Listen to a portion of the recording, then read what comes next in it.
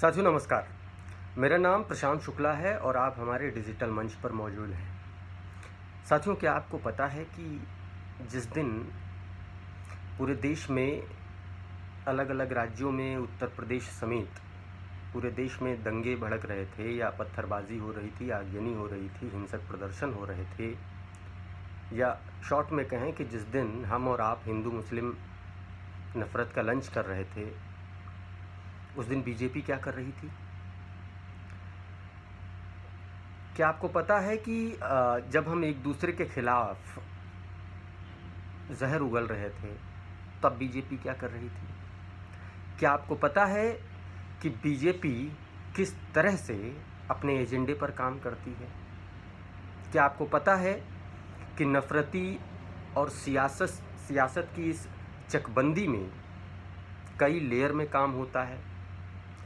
क्या आप जानते हैं कि जिस समय हम और आप आपस में लड़ रहे हैं उस समय बीजेपी किस प्लान पे काम कर रही है? क्या आपको पता है कि जिस दौर में हम और आप नफ़रत की पढ़ाई कर रहे हैं, हमारे और आपके बच्चे नफ़रत की पढ़ाई कर रहे हैं, उस दौर में बीजेपी अपने आप को कैसे मजबूत कर रही है? वैचारिक तौर पर, संगठनात्मक तौर पर, फिजिकली, मेंटली, आर्थिक तौर पर, राजनीतिक तौर पर, हर तरीके से बीजेपी अपने आप को कैसे मजबूत कर रही है? क्या आपको पता है जिस दौर में समाज हिंदू और मुस्लिम दो धड़ों में बट गया है, उस दौर में बीजेपी अपने आप को कैसे यूनाइट कर रही है, कैसे मजबूत कर रही है वैचारिक तौर पर? अगर आपको नहीं पता है तो आइए हम आपको बताते हैं।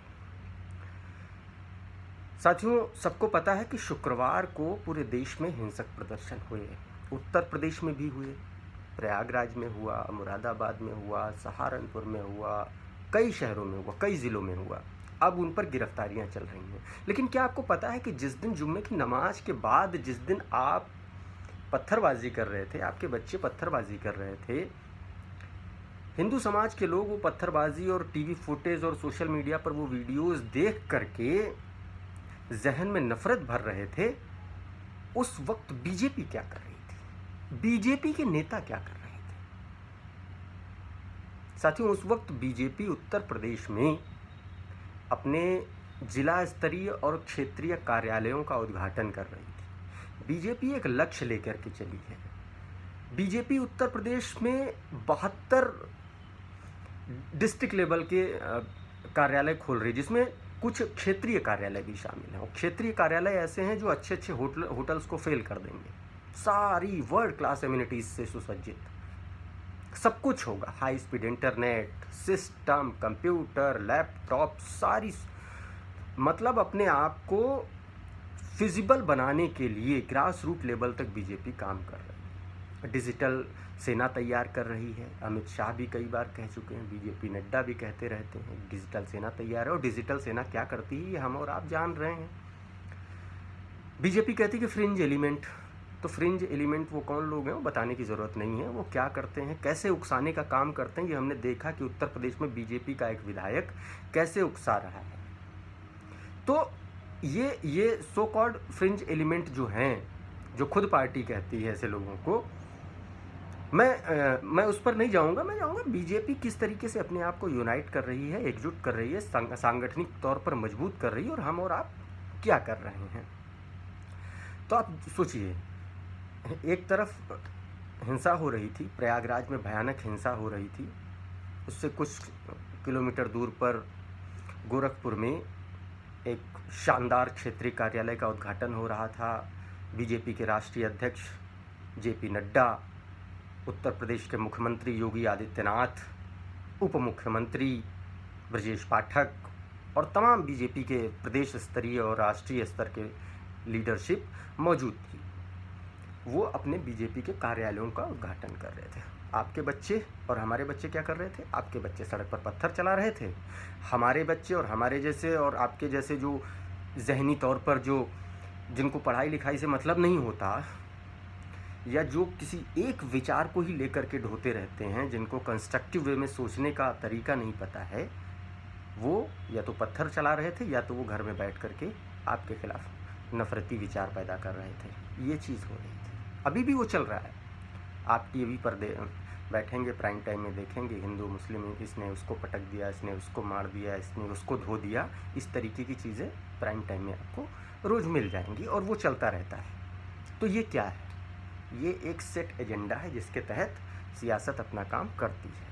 लेकिन दूसरी तरफ जो दूसरी लेयर है सियासत की या बीजेपी की, वो क्या कर रही है? एक लेयर है जो उकसाने का काम कर रही है, जिसका अपना जो मोटिव है उसको लेकर के वो चल रही है कि भैया हम अपना हार्डकोर हिंदुत्व का एजेंडा फॉलो करेंगे और उसको मुस्लिमों के खिलाफ इस्तेमाल करेंगे, क्योंकि पार्टी को, बीजेपी को यह पता है कि ये एक ऐसा मुद्दा है जिसको बहुत आसानी से तूल दिया जाता है। आप अब ज़रा सा दिमाग लगाइए कि जिसने वो बयान दिया, जिन दो नेताओं ने प्रॉफेट मोहम्मद साहब पर जो बोला, वो कौन लोग हैं? बीजेपी के नेता हैं। उनकी ज़रा ट्विटर की टाइमलाइन आप खंगाल के देख लीजिए और उनके पुराने प्राइम टाइम देख लीजिए, वो किस तरीके के नेता हैं। और पार्टी की तरफ से ये कहा गया था, नूपुर शर्मा को आश्वस्त किया गया था। उन्होंने एक दक्षिणपंथी वेबसाइट है ऑफ इंडिया, उसमें इंटरव्यू में उन्होंने कहा है कि पार्टी ने मुझे आश्वस्त किया था कि आपने जो बयान दिया सही दिया और पार्टी की तरफ से आप एकदम बेफिक्र रहिए, कुछ नहीं होने वाला है। लेकिन जब अरब कंट्रीज़ ने उस मामले पर हस्तक्षेप किया तब जा कर के उनको हटाया गया। लेकिन अभी भी गिरफ्तारी नहीं हुई। क्यों नहीं गिरफ्तार किया जा रहा है? क्यों देश को और ज़्यादा हिंसक प्रदर्शनों में झोंका जा रहा है? और आप लोग ये समझ लीजिए, ख़ासकर मैं मुसलमान साथियों से बोल रहा हूँ, आप लोग प्रदर्शन भी करने जाएंगे ना, वो भी हिंसा ही हो जाएगी, ये आप जान लीजिए। क्यों? क्योंकि सिस्टम, सरकार, तंत्र, अधिकारी, प्रशासन सब एक ही छड़ी से हाँके जा रहे हैं और उसमें सुनने वाला कोई नहीं है आपकी। तो आपको सजग रहना है। आप कैसे स्टैंड पे चलते हैं? आप कानून का सहारा लीजिए। आप सड़क पर उतरेंगे तो आप दंगाई कहे जाएंगे, ये बात आप लिख के रख लीजिए। हिंदुस्तान में शांतिपूर्वक प्रदर्शन जैसी बात बची नहीं, खासकर मुसलमानों के लिए।